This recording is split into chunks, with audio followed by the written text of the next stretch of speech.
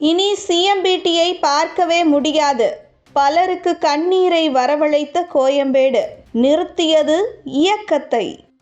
சென்னை மாநகரின் முக்கிய அடையாளமாக கோயம்பேடு பேருந்து நிலையம் திகழ்ந்து வந்தது.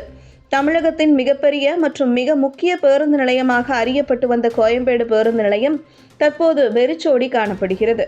பள்ளி, கல்லூரி விடுமுறை நாட்கள் மற்றும் பொது விடுமுறை நாட்களிலும் திருவிழா கூட்டம் போல் பரபரப்பாக பேருந்துகளின் ஹாரன் மற்றும் மக்களின் பேச்சு சத்தத்துடன் கூட்டம் கூட்டமாக பயணிகள் நடமாடிய முக்கிய நிலையம் கோயம்பேடு.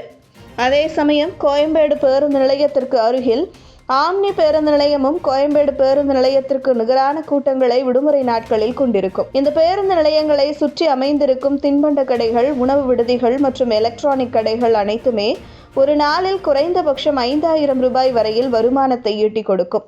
மேலும் 3 சக்கர வாகனங்களான ஆட்டோ மற்றும் ஷேர் ஆட்டோக்கள், மினி ஆட்டோக்கள் அனைத்திற்கும் பெரும் வாழ்வாதாரத்தை கோயம்பேடு பேருந்து நிலையம் வழங்கி வந்தது.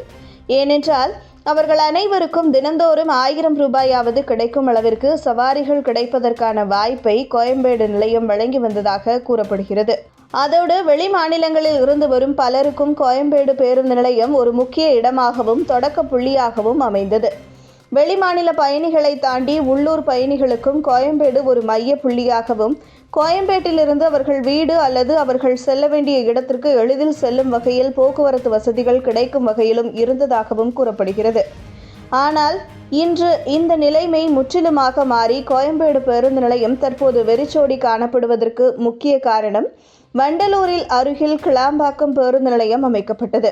ஏற்கனவே வண்டலூர் தாண்டி கிராமத்தில் ஒரு பேருந்து நிலையம் அமைக்க வேண்டும் என்று அரசை நோக்கி முதல் கேள்வி வைக்கப்படும் பொழுது, அதற்கு பதிலாக போக்குவரத்து நெரிசலை குறைப்பதற்காக சிட்டி அவுட்டரில் ஒரு பேருந்து நிலையத்தை அமைத்துள்ளோம்.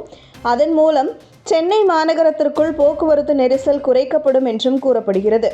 இதனை அடுத்து சுமார் 59.86 ஏக்கர் நிலப்பரப்பில் 393.74 கோடி ரூபாய் மதிப்பீட்டில் நவீன தொழில்நுட்ப வசதிகளுடன் புறநகர் பேருந்து நிலையம் அமைக்கப்பட்டு அதனை கடந்த டிசம்பர் 30ஆம் தேதி அன்று முதல்வர் மு.க. ஸ்டாலின் திறந்து வைத்தார். மிகப்பெரிய பேருந்து நிலையமாகவும் பல வசதிகளுடன் சிஎம்டிஏ வால் அமைக்கப்பட்டுள்ளது. இனி கோயம்பேட்டில் இயங்குகின்ற பேருந்துகள் அனைத்தும் கிளாம்பாக்கம் பேருந்து நிலையத்திற்கு வந்து தென் தமிழக பகுதிகளுக்கு செல்லும் என்றும் கூறப்பட்டது. பொங்கல் விடுமுறைக்கு பிறகு ஆம்னி பேருந்துகள் அனைத்தும் கிளாம்பாக்கத்தில் இருந்துதான் இயக்கப்பட வேண்டும் என்றும் அரசு தரப்பில் கூறப்பட்டது.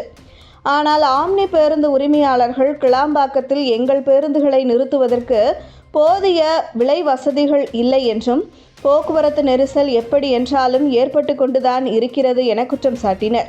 அதே சமயத்தில் கோயம்பேட்டில் தனது வாழ்வாதாரத்திற்காக கடை வைத்து கொண்டிருந்த கடை ஊழியர்கள் மற்றும் உரிமையாளர்கள் அனைவரும் பெருமளவில் பாதிக்கப்பட்டிருப்பதாகவும், கிட்டத்தட்ட 70% வருமானம் குறைந்துவிட்டதாகவும் கூறியுள்ளனர்.